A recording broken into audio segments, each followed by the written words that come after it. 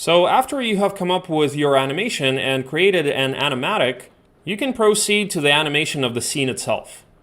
We have moved to a composition in which all objects are already positioned correctly. The light is adjusted and the materials are added. There is a camera and everything is ready for animation. First, we will rig the main object. We need to create the bones for the hand. I'll turn off the rest of the objects for now, so they don't distract us. Now we can go to the frontal view.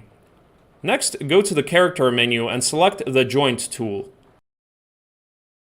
IK chain can be turned off for now because we don't need the IK chain. Hold Ctrl and click to create the first point of the bone. Next, about here, create a second point, and a bone appears.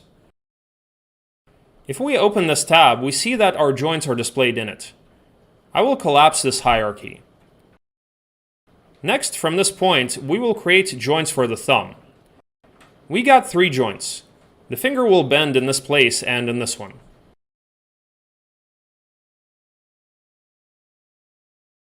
Having opened this tab, we see the entire hierarchy of bones. I will adjust them a little. This point can be moved a little lower. Move this slightly to the right so that it is centered. Not to get confused, I will rename the joints.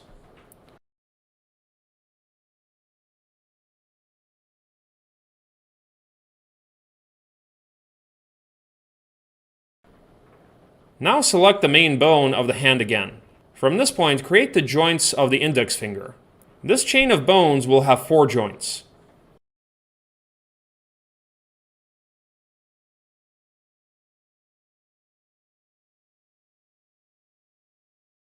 I will adjust them a little.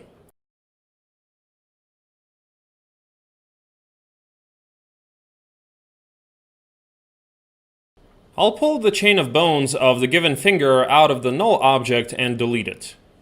We simply don't need it. I will place the bones lower and rename them.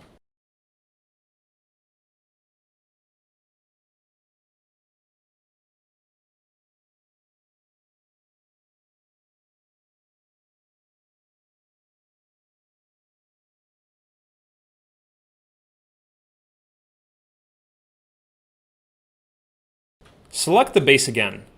From it, we create a new chain of bones for the middle finger.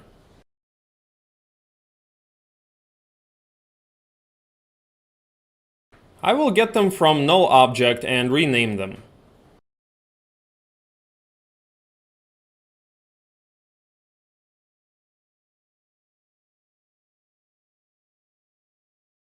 Select palm and create new bones.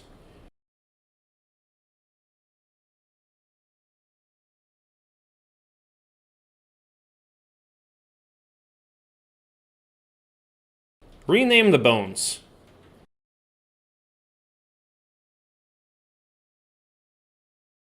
We do the same for the last finger.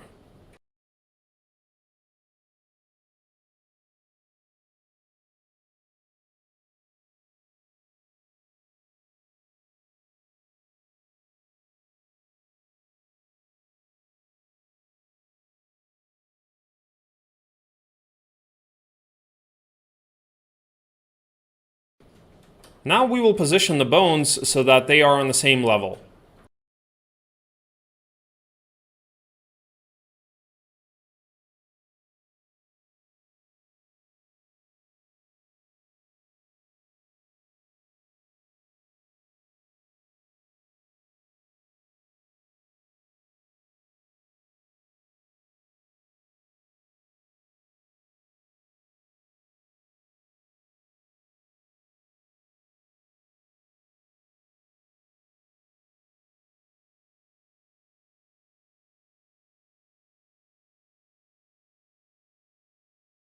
Next, we need to link the bones to the mesh. I will get it from the null object. I will find the path to the hand. We need a specific polygon object. Now, using the Select Children command, select all the bones. Press Ctrl to select the hand. Go to the character menu and choose the bind command. The weights tag and skin are created. I will turn off the camera mode so that I can see the object from all sides.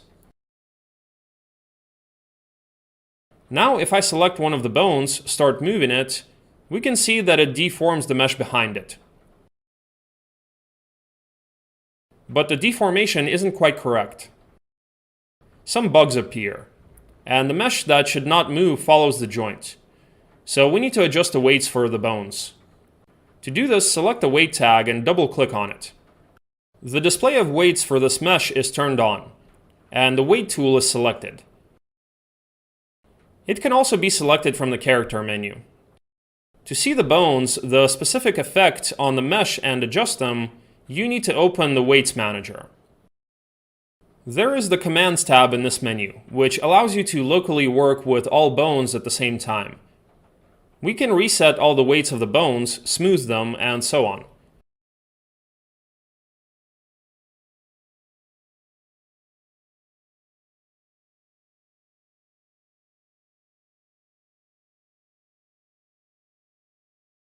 The Joint tab contains all the bones in the mesh. If I select one bone, we can see that a specific area of the mesh is highlighted with a specific color. How does it work? The more contrasting the color, the greater the weight of the bone, and the more it will affect the model.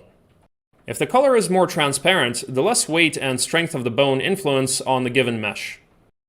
There are various brush settings in the Weight tool settings. We can add weights, reset them, smooth them, and so on.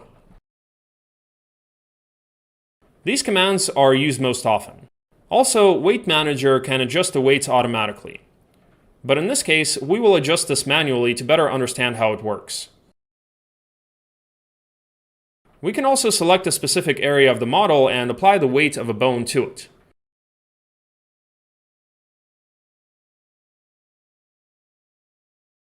Let's select this part of the mesh. Since I selected a certain bone in advance, all of the weight settings will be applied to the selected mesh as well if we click Apply Selected. That is, this bone will also affect this mesh if I apply Apply Selected. But before that, I use the Add mode to add weight. Click on this button. As you can see, the mesh's color changed to blue, which means that it is now influenced by the bone. If I move it, it will deform as well. I select this bone and start rotating it.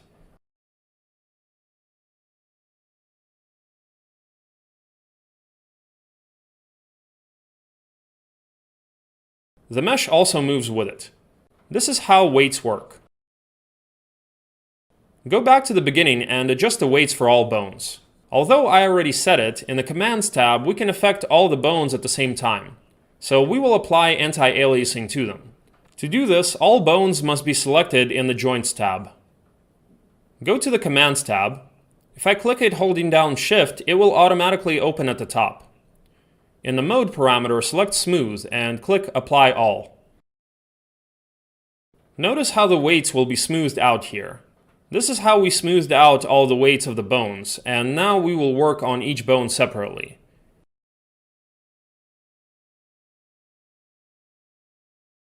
Here you need to add weight, so make sure you have the Weight tool selected.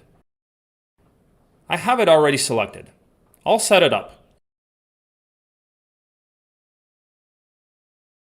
I choose the Add mode. I will decrease the force. I will paint over this area.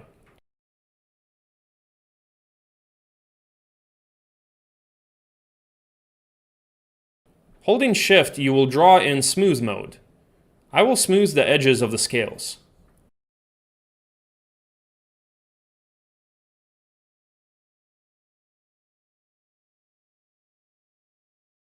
Work on the following bones in the same way. Let me remind you that the weaker the color, the less the bone affects this area of the model.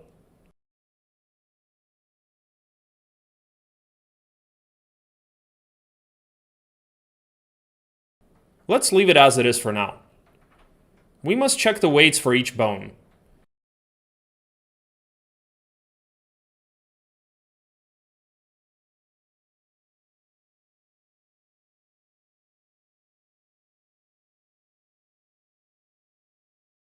To erase the weights or reset them, hold down Ctrl and paint with a brush in the desired area.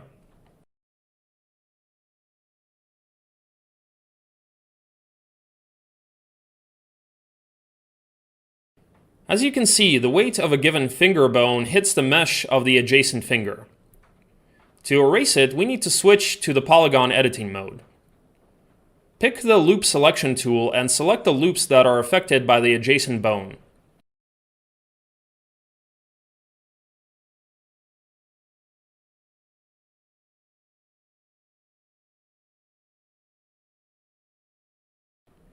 We selected the desired area of polygons. Then, in the Commands tab, set the Mode parameter to Subtract to completely remove the weights from the selected mesh. Click Apply Selected. Now the weight of the selected bone does not affect the mesh of the adjacent finger. Do the same for the rest of the bones and select the mesh of the adjacent finger to the end.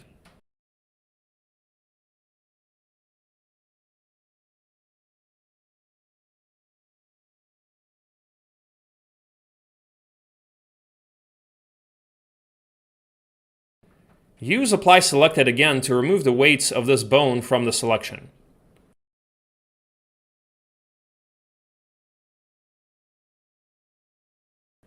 This bone needs to be slightly colored.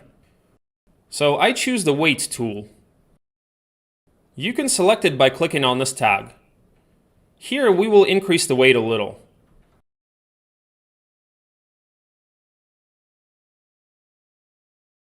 With Shift pressed, soften the edges.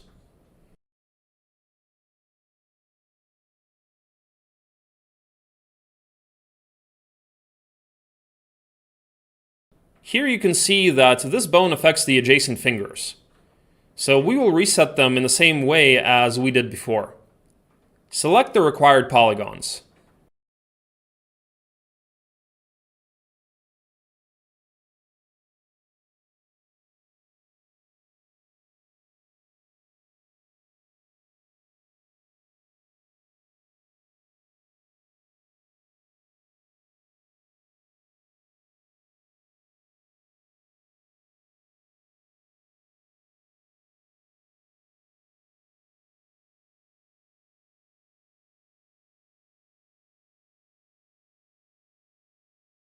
In Subtract mode, use Apply Selected.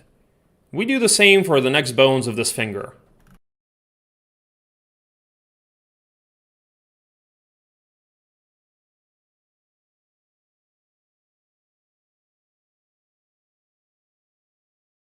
Let's slightly increase the influence of this bone.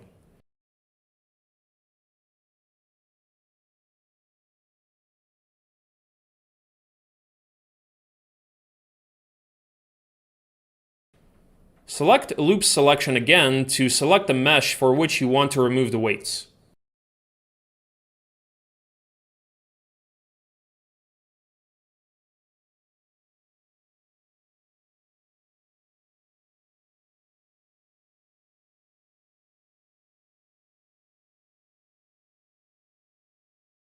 Use Apply Selected. Do the same for the rest of the finger bones. I will select the entire mesh to the end, so that we can remove the weights for sure.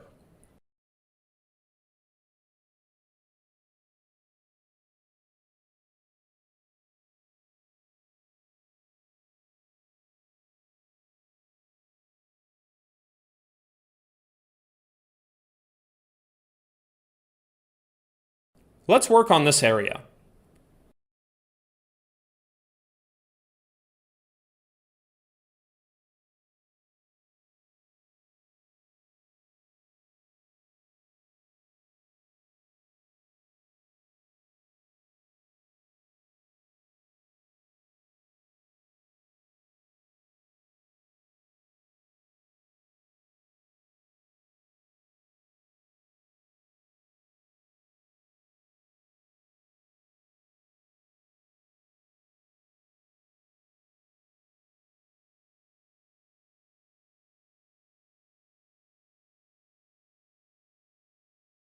I will hide this menu, try to move the bones, and check how they work.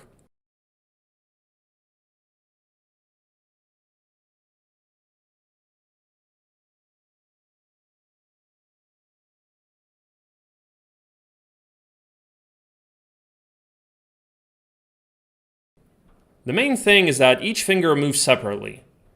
Do not be afraid of these creases in the polygons, as they will disappear under the influence of the subdivision surface generator.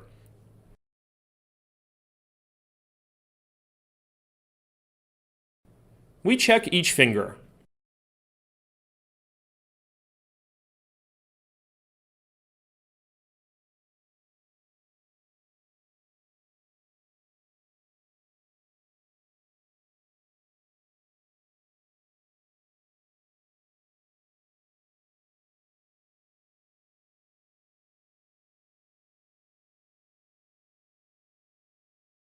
Great. All weights are set up correctly. Now we will bind this ring to the finger mesh. This can be done using the surface deformer. Create a deformer, place as a child of the ring object, place the hand object on the Surface tab and click the Initialize button. Now I will move my bone off this finger.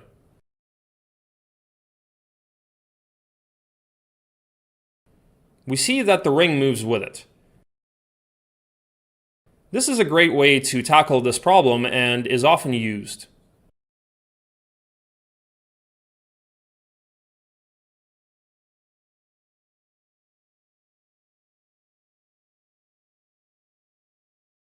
So we have done the rigging.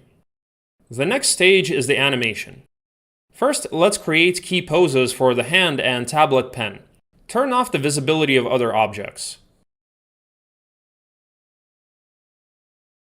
Since the pen will fall from above, in the first frame it will be in flight. Raise it higher, create keyframes. To quickly create animation keyframes, I will turn on the auto keying mode. At about frame 12, the pen will drop. Let's adjust its position.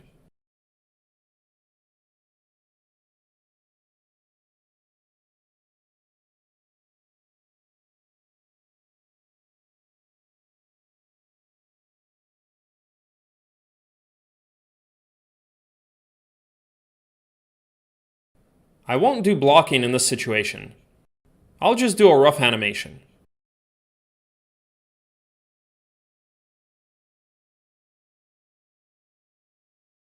The arm in the first frame will be bent this way. It will catch the pen. For the keyframes to be automatically generated for all bones, I select them using Select Children.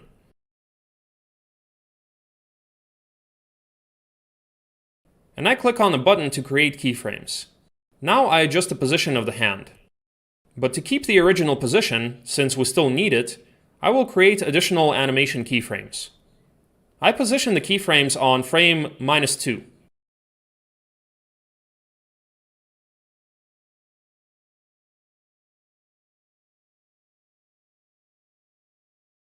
Then go to frame 0, and again create animation keyframes. I put 0 at the beginning of the composition. We now have an additional animation keyframe behind the timeline that has the original hand position. Now, at frame 0, I position the bones in such a way that the arm is extended and catches the falling pen. Adjust the position of the bones. This takes a certain amount of time, so I will speed up the process.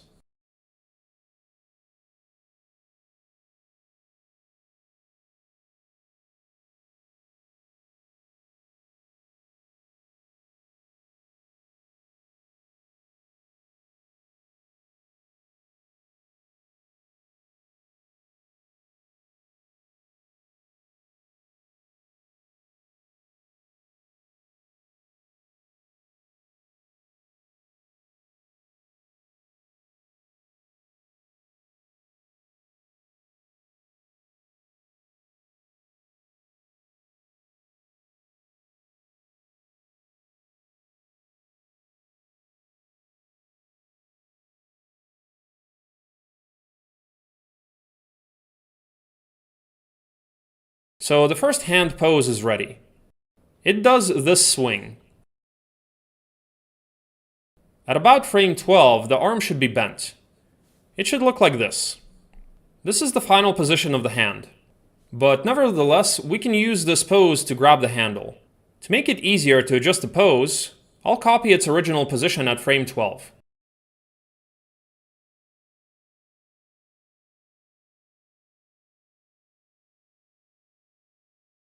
From this position, it will be easier to set the desired pose.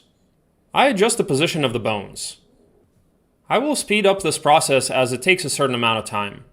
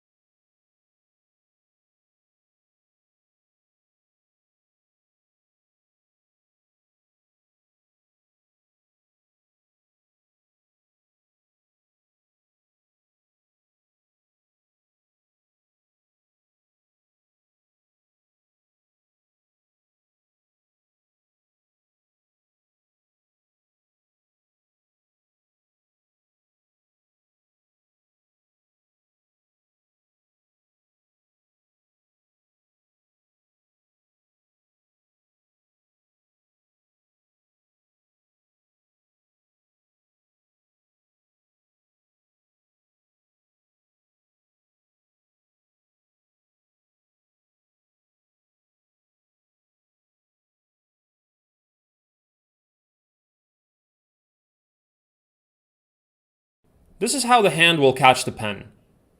Naturally, we will finalize the offsets and easings, but this will be a little later. First, we will set the basic position of the objects. And so, the hand caught pen. In the next phase, the pen should rotate around the index finger. The next position should look something like this. The index finger is extended upward. The pen is located approximately in this place parallel to the ground and turned in this direction. The transition to this position will take only a few frames. So I move the timeline slider to frame 18 and adjust the hand. I put my index finger up.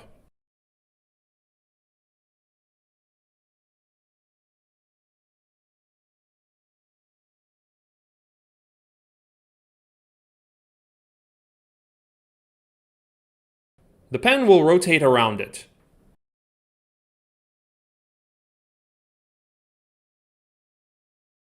At the same time, the rest of the fingers should also be extended, but for now we will leave them in that position. Now I will position the pen object.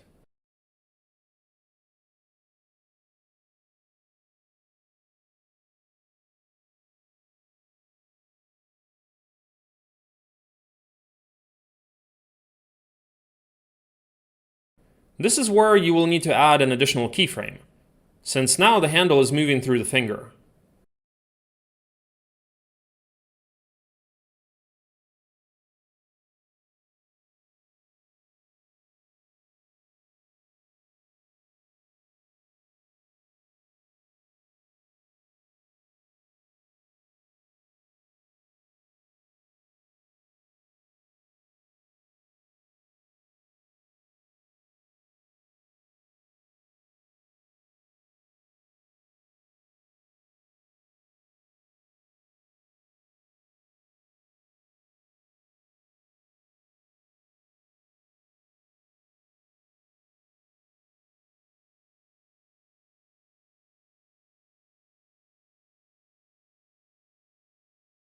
We can copy this animation keyframe to add it to the final position of the pen object. To make it easier to work with keyframes, I will open the timeline panel.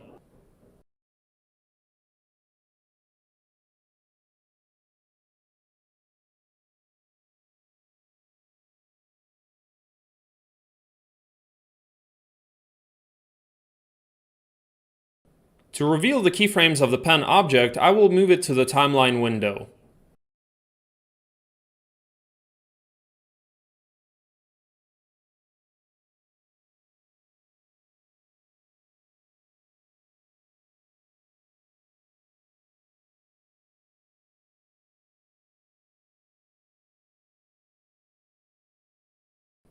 I copy these animation keyframes. Holding down Ctrl, drag it to the right. A copy of the keyframe is created.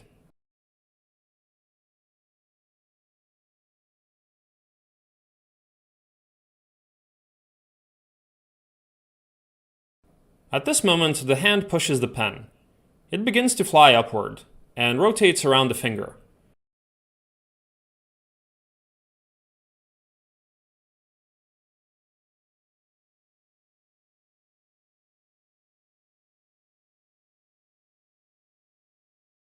The timeline panel can be placed in some convenient place.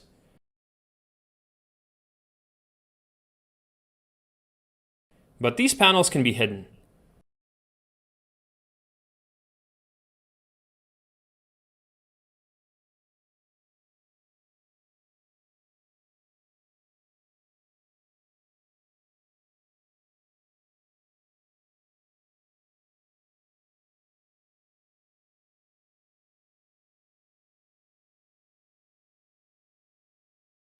So after the hand has thrown the pen, it must catch it again.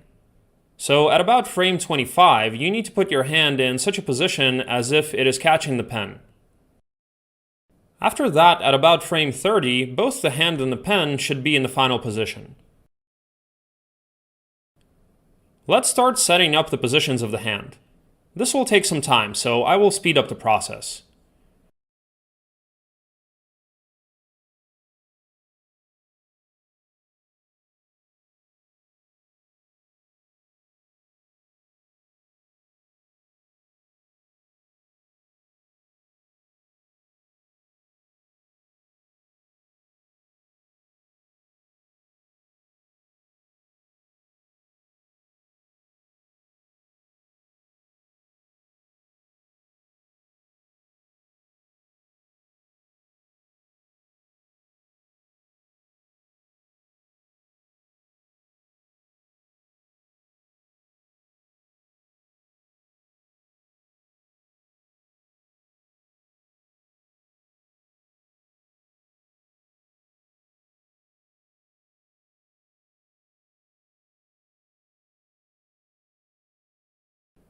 Almost all keyframes are ready.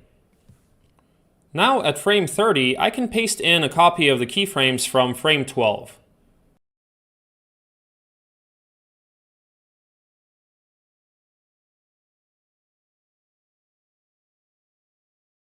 The only thing is that now the pen starts to rotate back.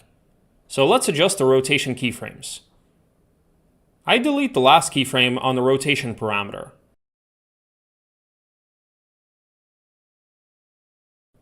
Now I will reposition the pen.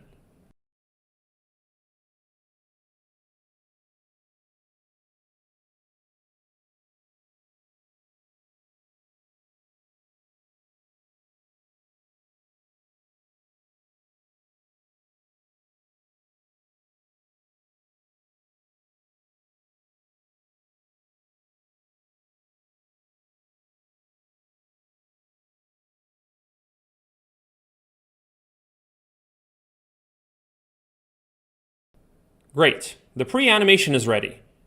We could have done it on step keyframes, but this would require more animation keyframes. So I will leave it as it is. Now we need to tweak the animation keyframes to get a good result. The first step is to set up the easing of the pen object. I select this object and choose the Show F-Curves command. The curves of this object are displayed in the timeline window.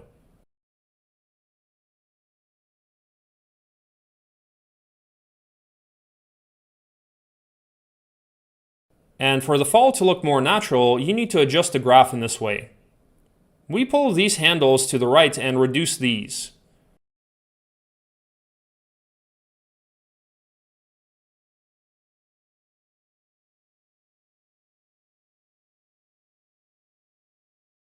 Thus, we accelerated the object when it falls. At the beginning of the fall, the object moves slowly, and by this moment, it is gaining maximum speed.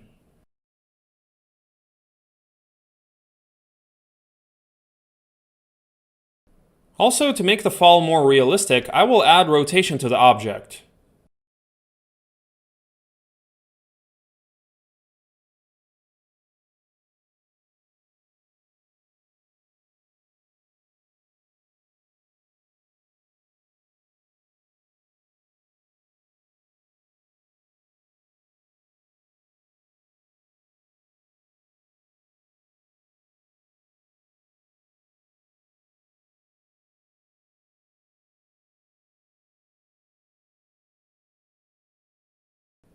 Then it falls and begins to rotate around the finger. Let's adjust this part of the animation.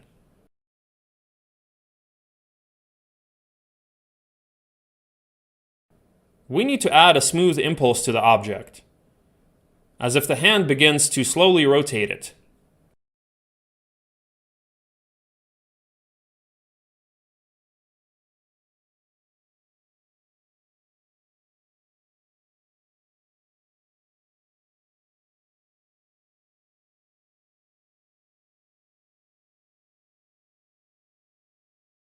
Now this action is happening too fast, so I will stretch the keyframes a little. To make it convenient to do, I will switch to the keyframes display mode, and using the yellow selection, I will space out the animation.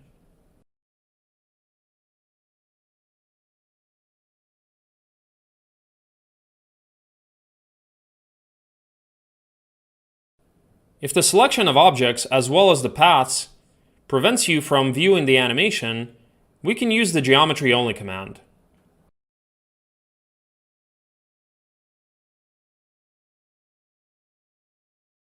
So the impulse looks good. Let's finalize the animation. For now, I will unpin the timeline and open it in full screen so that it is convenient to edit the graphs. I need to move these handles here a little to the right to slow down the start of the animation.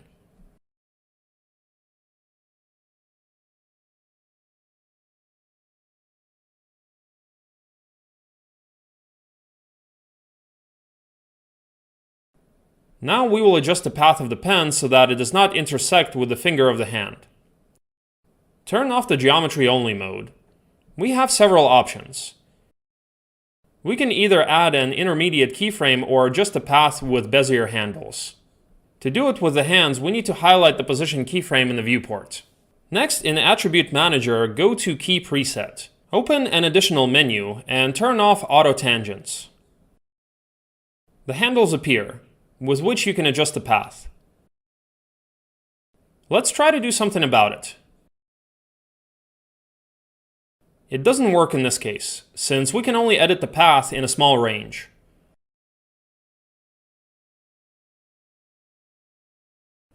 So we still have to add an animation keyframe.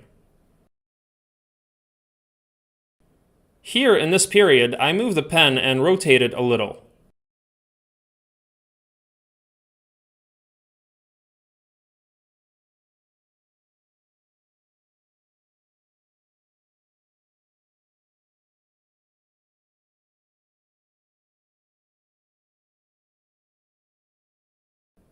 Here I will raise it higher and turn it. Let's see what we get. Turn on the geometry only mode, so that the object's path does not distract us.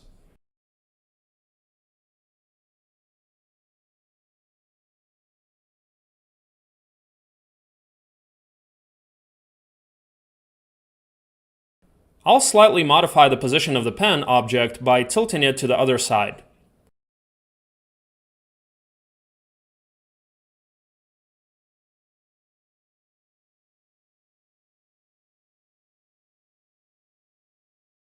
At the moment of the fall, I will tilt it in this direction.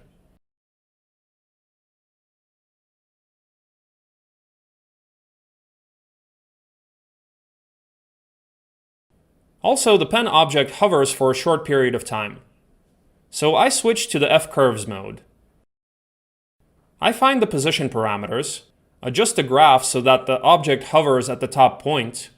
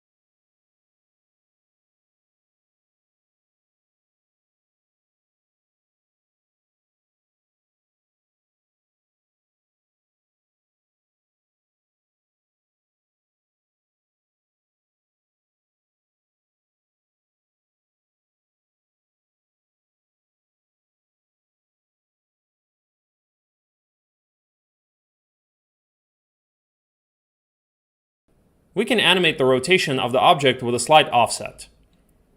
This will smooth out the hovering of the object. And in general, the animation will look more natural, since before, during hovering, the rotation of the pen was abruptly stopped. I shift these keys a little further.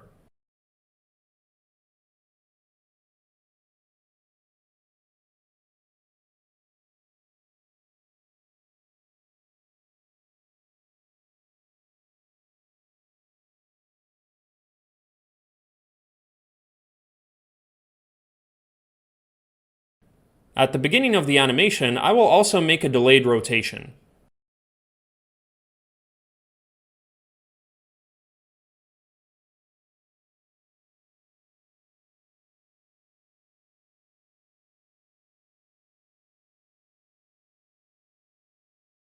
So the pen animation is done pretty well.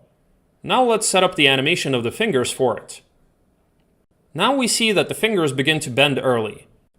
The same happens in the second action. The fingers bend too early. They also move at the same time. We will need to add offsets to make the animation look more natural. The thumb now looks too moveless. I will add some movements to this part of the arm. Then we will work out the rest of the fingers.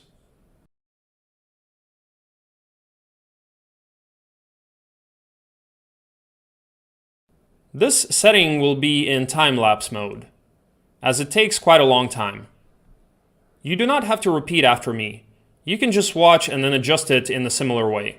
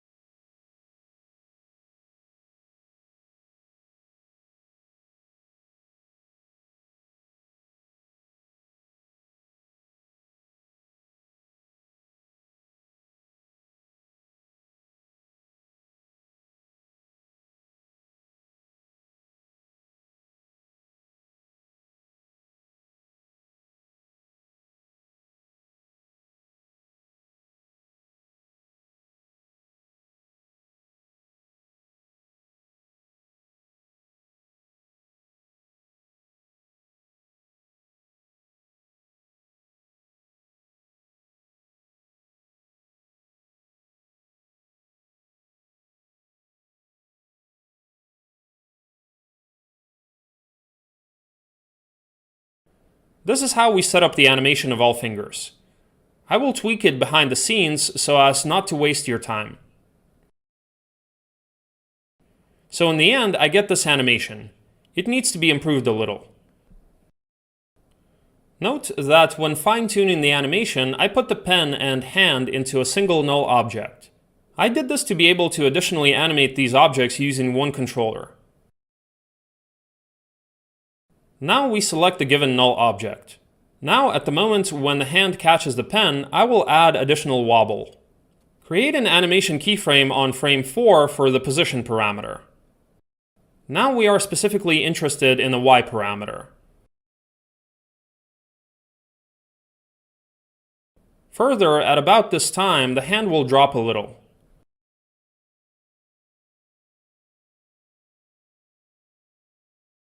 Now an additional impulse is created for the hand, after which, at about frame 18, we raise all this a little up.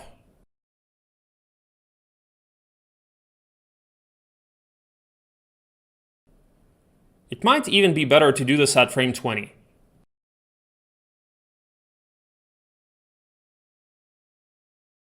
Starting from frame 26, the hand goes down.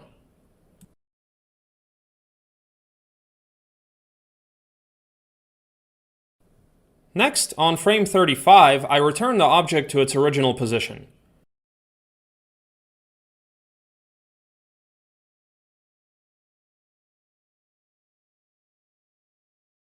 We achieved a smooth bounce. I will add frames to the composition to watch the complete animation.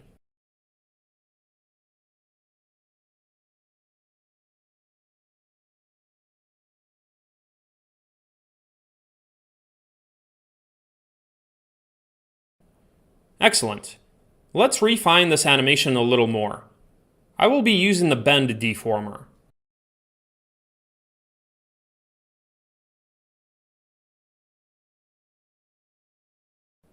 Create the deformer. The moment the hand catches the pen, I want it to bend a little towards the camera. So we will adjust the position of the deformer.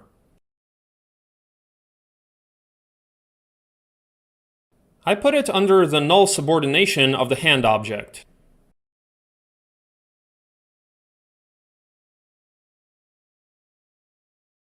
Since fit to parent will not work in this case, I will have to manually adjust the size of the container.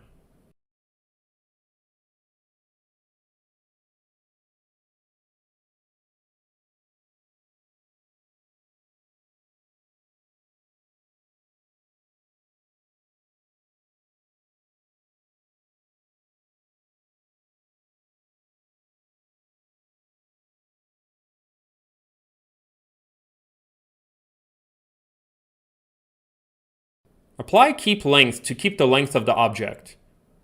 Let's adjust the deformer's position.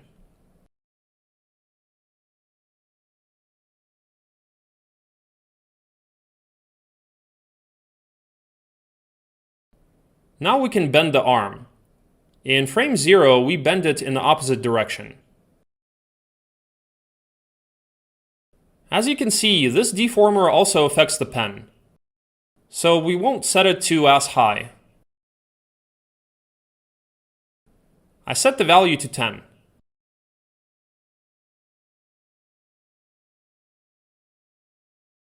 When the pen is in the hand, I set the value to 30 degrees. In the beginning, I will set the value less, -5 degrees. So the hand catches the pen.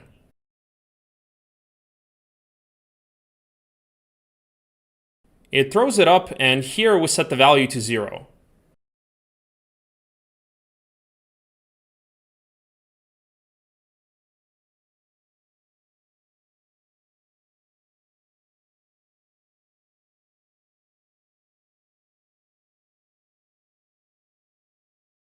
Let's see how it will look through the camera.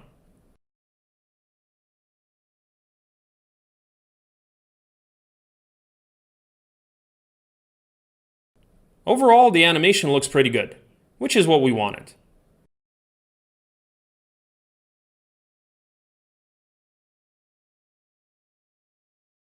At this point, you need to adjust the position of the pen object.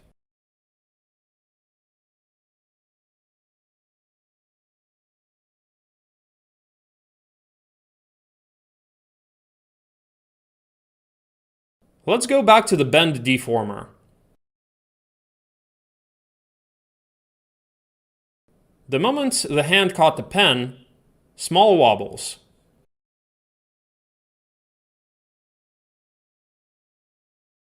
Here we put 0. And at the moment when the handle is caught, I slightly tilt my hand forward, like this.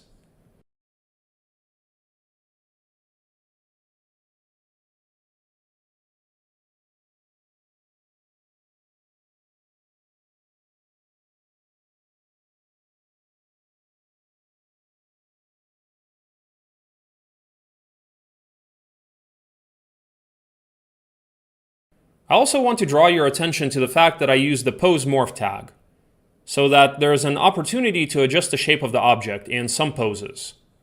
If I turn off this tag, we will see that the thumb at some point does not have the required volume. Using the pose morph tag, I set up the desired shape and then lock it. I'll show you more clearly how I did it. Create a new pose morph tag.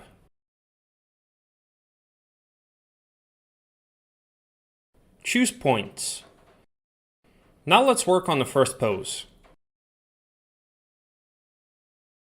For this, I will be using sculpting brushes. Go to Mesh, find Brushes. I unpin them for convenience. I will use these brushes to tweak the shape of the object. I select the object, then go to Brushes and choose a suitable brush. I adjust its size. Now I need to add some volume in this area of the model. To make the mesh larger, turn off the subdivision surface generator. I set up the mesh, add the desired volume, and adjust the shape of the model.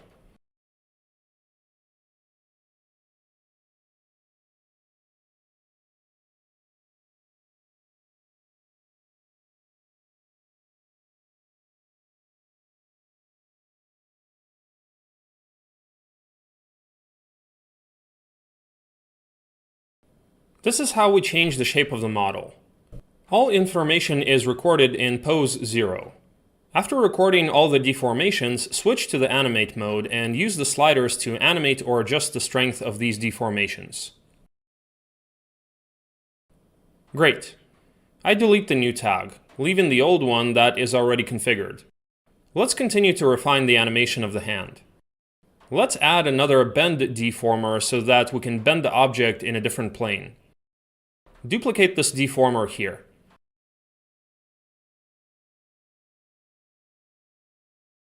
Delete all of its animation keyframes.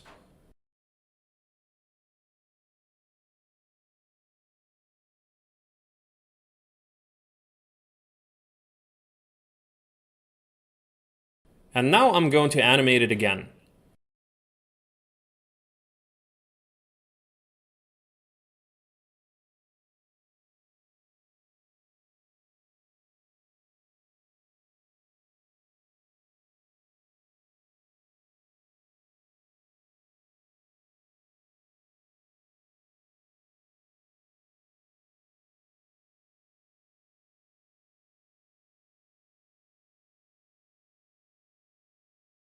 I will add small wobbles to the left and right. Also, with this bend, we will increase the stroke of the brush.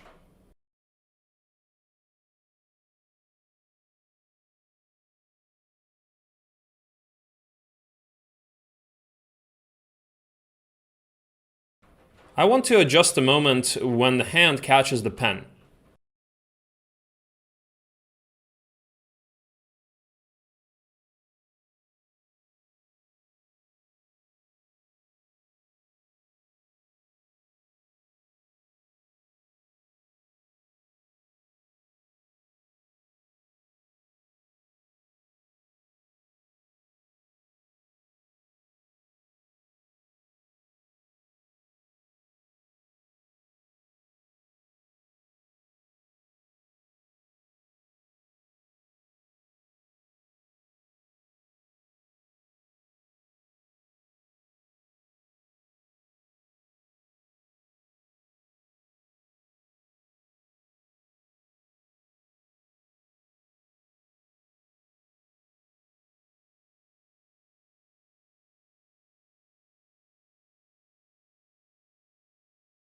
Now the hand is going down quite strongly. Reduce this amplitude.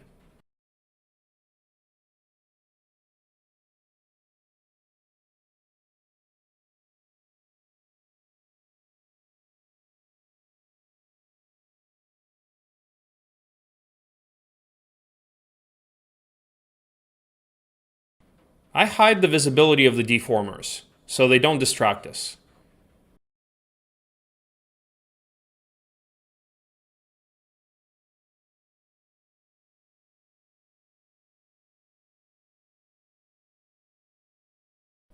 Now we need to animate the fall of the text elements. We can do it in two different ways. We can do this using dynamics tags or manually animate them. First, let's try using the dynamics tag. Open the 3D object. Select the text elements. Apply the rigid body simulation tags to them. Apply the collider body simulation tag to the floor object.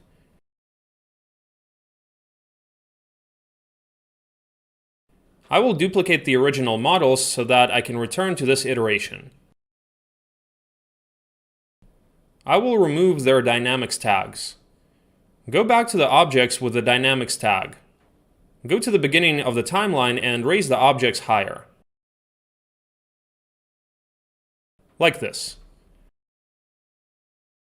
Now if we play the animation, we can see the objects falling.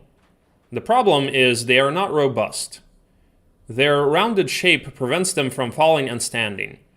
We can create a stable wireframe that will interact with dynamic tags instead of these objects. But I will create the animation manually since I have full control in this case. I return the original models and start animating them. Go to frame 0. Raise the objects a little higher.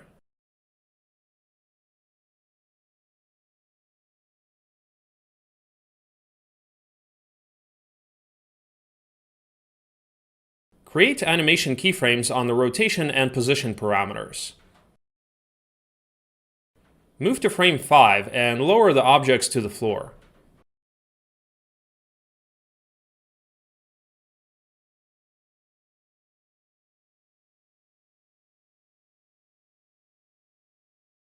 Note that the anchor point of these objects is at their base. So it is not difficult for me to put them on the floor. I set 0 on the y-axis. I will add these objects to the timeline so that their keyframes are displayed.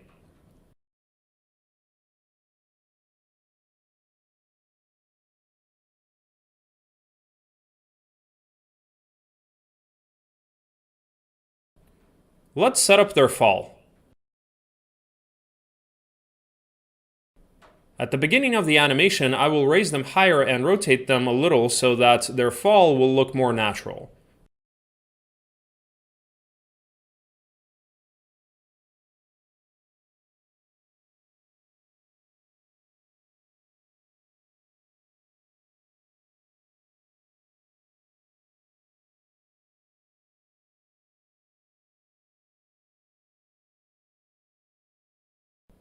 For the letter D, I will do a little offset. After we set up the speed graphs for these objects, they should fall with acceleration.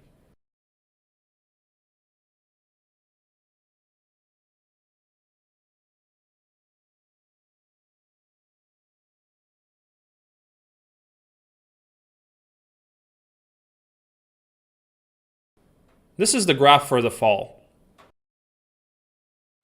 We return to the displaying keyframes mode. Now that the objects have fallen, I will add small bounces and wobbles to them. Create animation keyframes.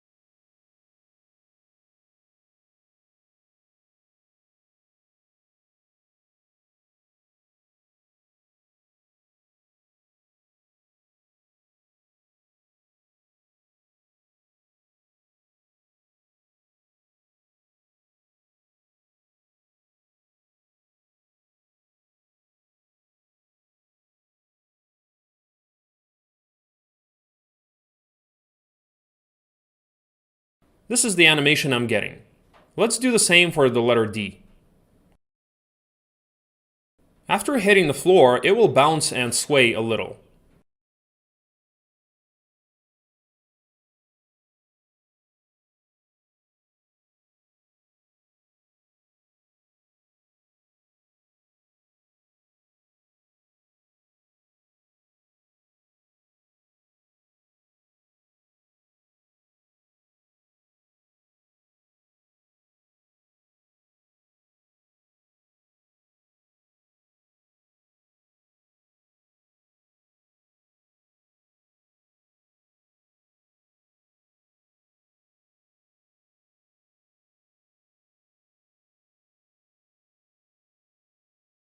We animated the letters manually. Thanks to this, we have complete control over it, which would not have been possible with dynamic simulation. I will turn on the view from the camera.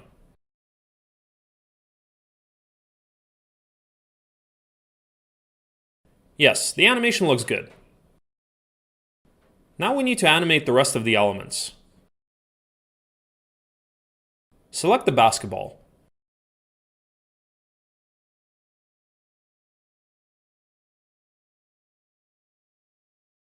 I will make it wiggle a little and loop this animation.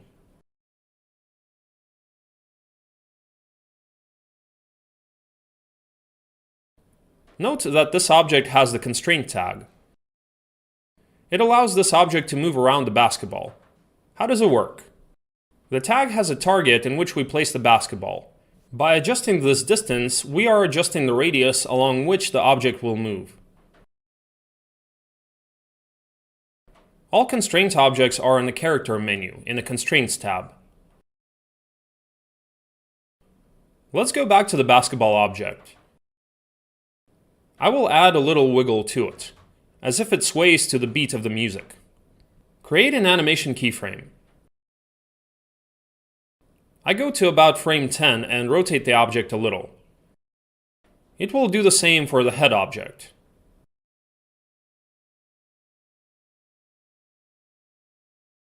Well, since it is attached using the Constraints tag, we will need to animate it by position.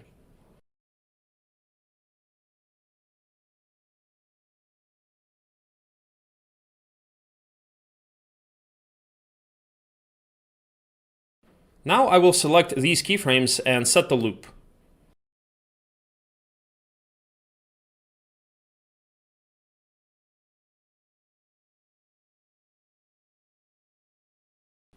I set the length of the composition to 120 frames.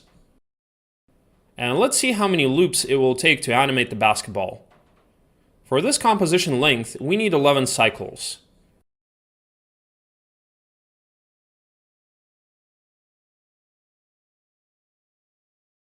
For the animation to be completely looped, you need to select the Oscillate mode. I will do the same for the ball.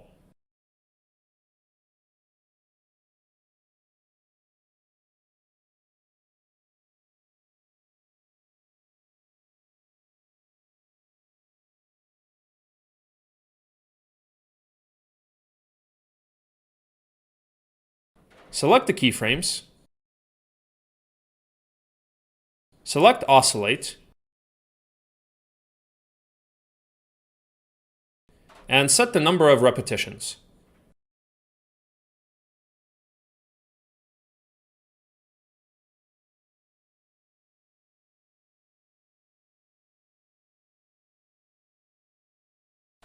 You need to add an offset for objects. So I will add another cycle and offset the animation keyframes by 1 or 2 frames.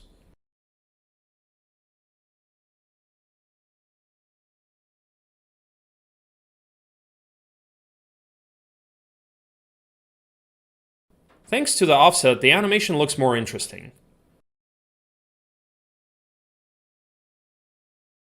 Now let's animate this head. It should roll closer to the camera. By about the middle of the animation, the action should be over. We have several ways to create this animation. The first way is to do it manually. Before that, we will need to animate the object in position, as well as animate its rotation along one of the axes. At frame 0, create animation keyframes.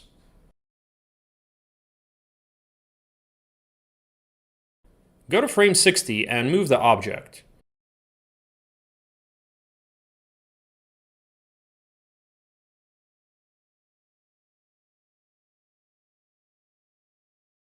Like this. Let's see how it looks from the camera.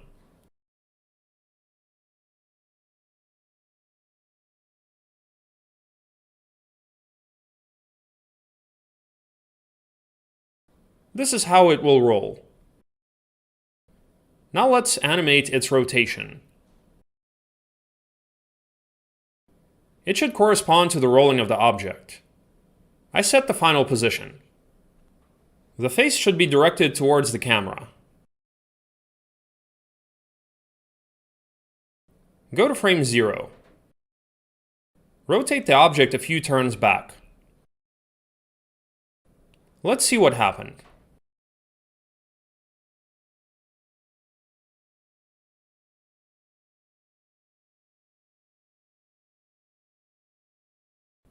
In this way, you can animate such elements. Graphics settings for this animation. To do this, go to Show Tracks and set up charts in F-Curves mode. For the object to not slow down at the beginning of the animation, we will make such a graph. We offset these shoulders to the left.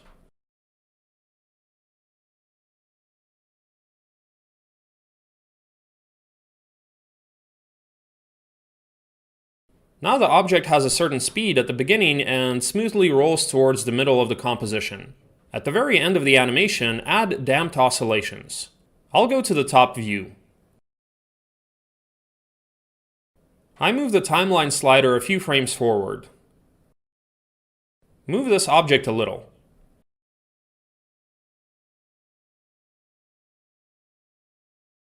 Now I will add some rotation.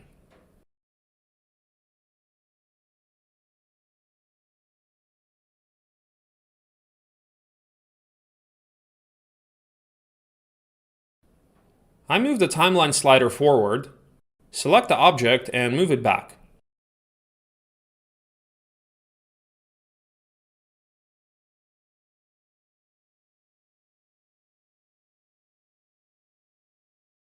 This is how we get a little damped oscillation. I'll set up the graphics.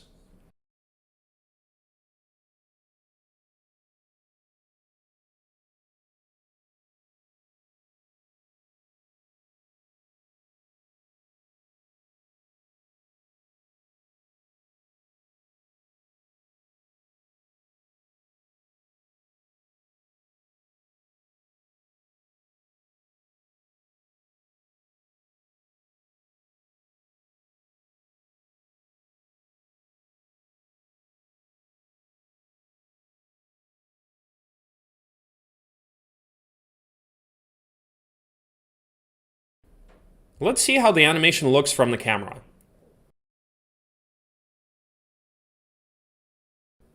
Excellent. Now let's look at another way to animate such elements. I will create a new composition. I add the tube object.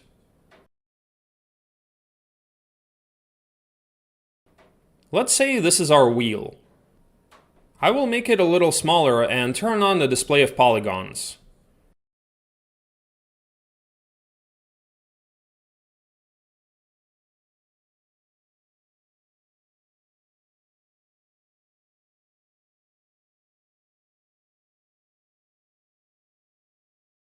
For example, the wheel should roll in this direction.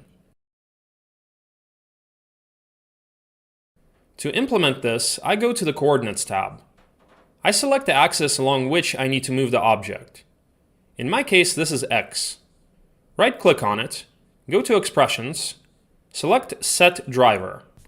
Next, select the axis along which this wheel will rotate. Right-click it, go to Expressions, select Set Driven Relative. An Expresso tag is created on the object. Double-click it. The Expresso editor opens. We are interested in the Range Mapper node. Select it. Now moving along the x-axis to this object, it starts to rotate, but incorrectly.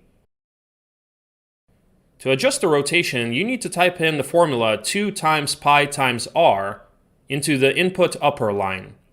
R is the radius of our wheel. 2 multiplied by pi multiplied by the radius, which is 50 centimeters long. Now if I move the object beyond the x-axis, it will rotate correctly.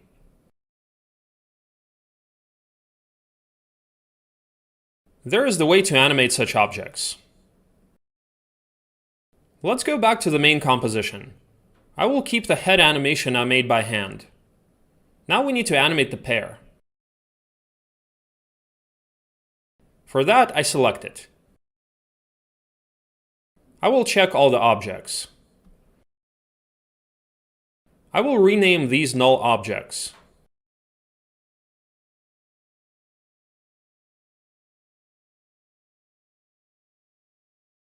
I turn to the frontal view.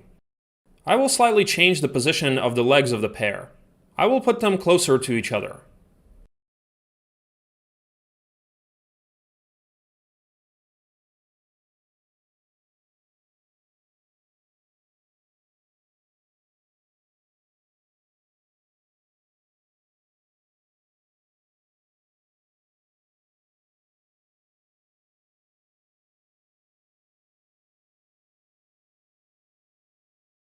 First, I need to animate the torso and the adjacent elements.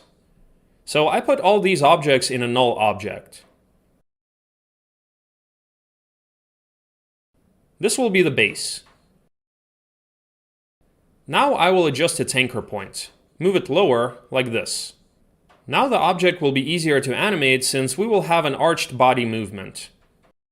Let's animate the torso. I go to frame 0, create animation keyframes. Move the object slightly to the side. I move to frame 8 and blend the object in the opposite direction. And in the middle, I will move it lower to get an arc.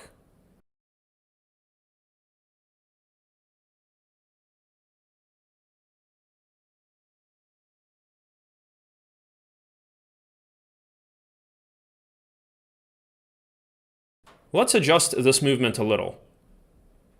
As you remember, to access the handles to adjust the path, we also need to uncheck the Auto Tangents parameter. Now we can set up the path.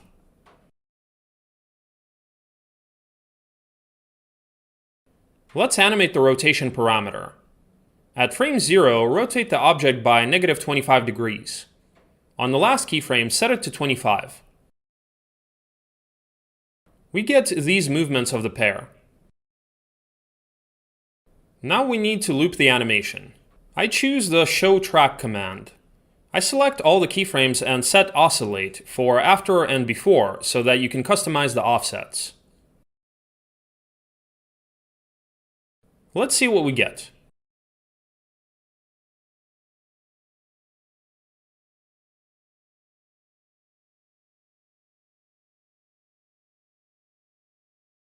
I will speed up the animation a little.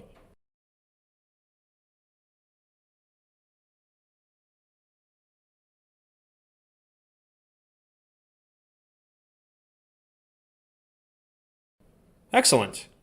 Next, you need to animate the character's legs. To do this, I select these controllers and put them in the base.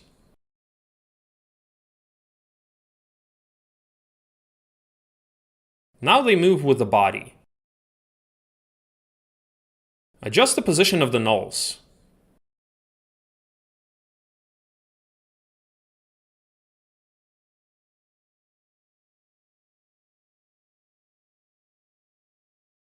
We will animate the controllers that are responsible for the knees. Go to frame 0, create animation keyframes. We position the controllers. You should get something similar.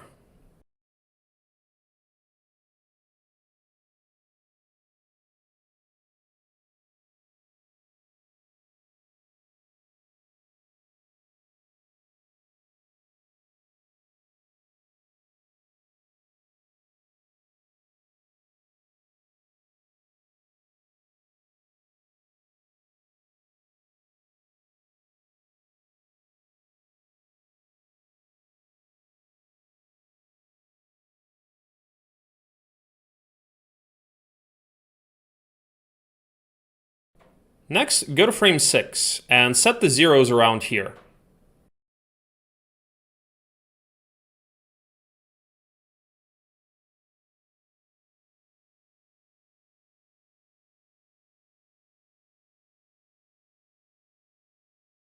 And on frame 12, we offset them in the direction of the body movement.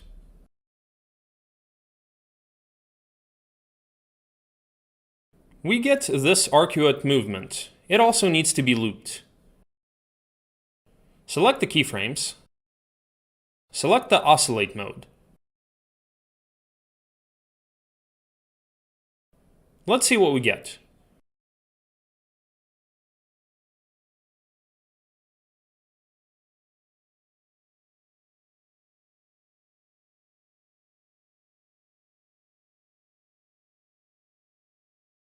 On frame 6, we will slightly adjust the null objects. Let's put them in such a way that the legs are straight. So now we get a little asymmetry.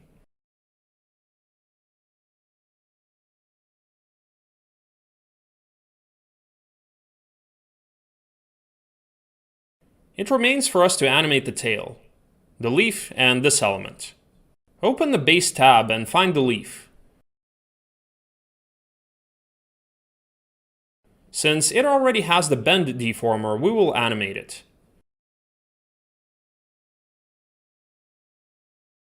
Create an animation keyframe.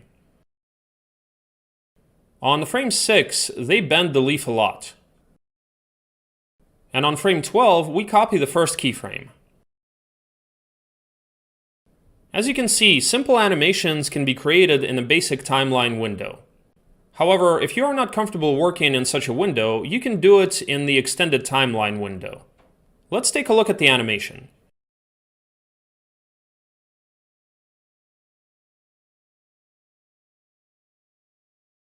It needs to be strengthened.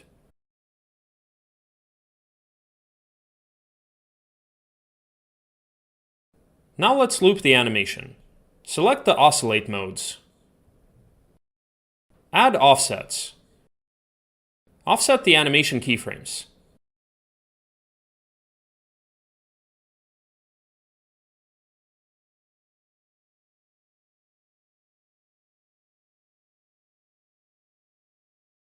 This option suits me. Let's animate the twig. Find it and see that it also has the bend deformer.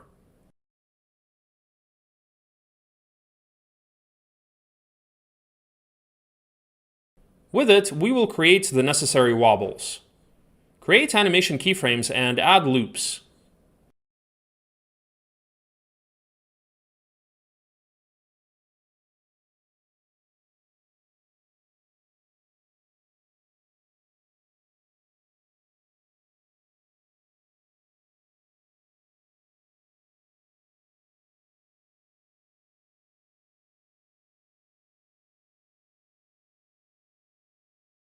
We can also animate this sphere.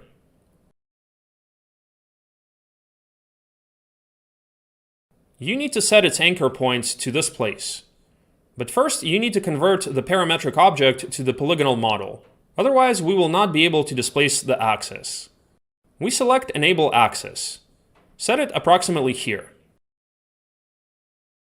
Turn off Enable Axis. Now, using the rotation parameter, move this object a little.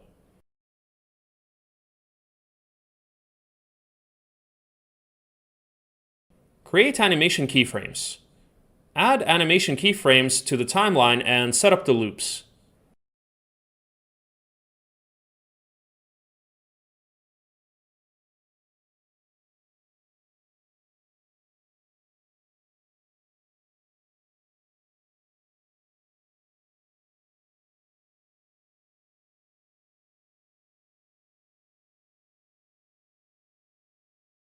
Now let's set up the offsets.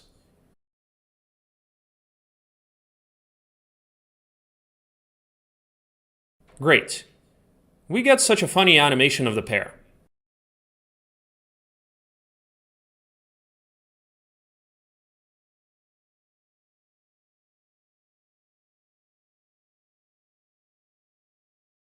It remains for us to animate the camera.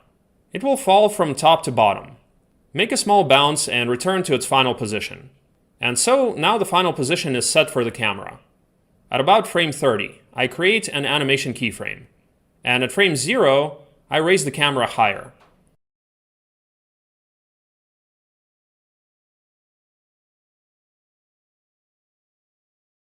The moment my hand catches the pen, I lower the camera.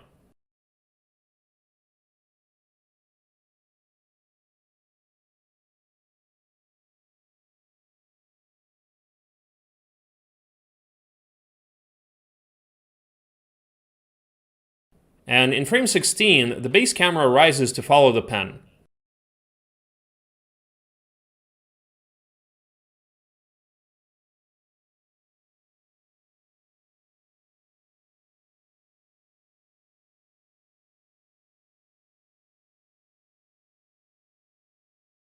Let's play the animation. It turns out this is such a smooth bounce of the camera. Let's set up the animation graphics.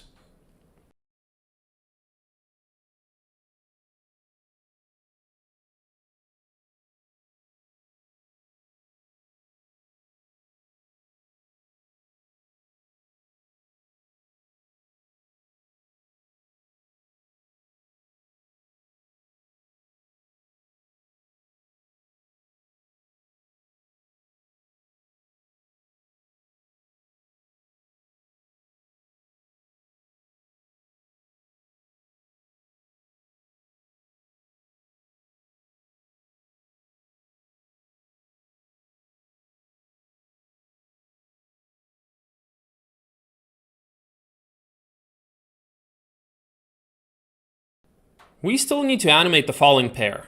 It should land when the letters fall. In general, we can render it separately and animate it in After Effects. But I will do it in Cinema 4D. Go to about frame 1112. At this moment, the pair will land. Create animation keyframes. I move the timeline slider to the beginning of the composition and move the pair higher.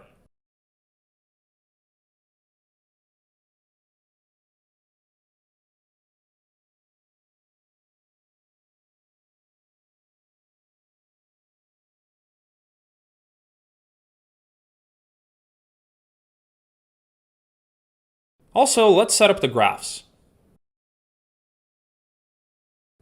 I'll make this easing.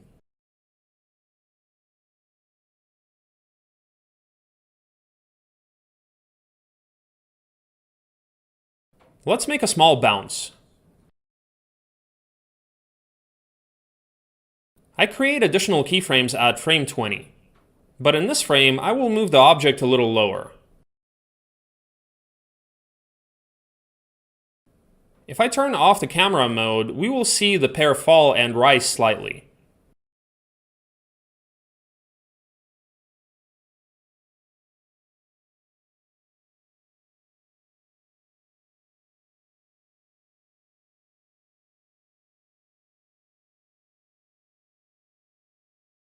Excellent. The animation of the scene is ready. In order to check its speed, go to Render to Picture Viewer and select Make Preview. Set up all the parameters and click OK. After rendering, a window opens with a preview of the animation. Now we can check how it will look in real time. Since sometimes it happens that the animation ends up being either slowed down or too fast,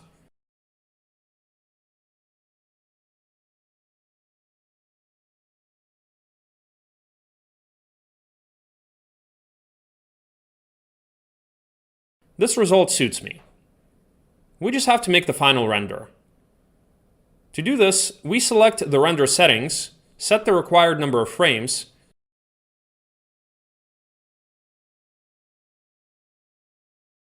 specify the path,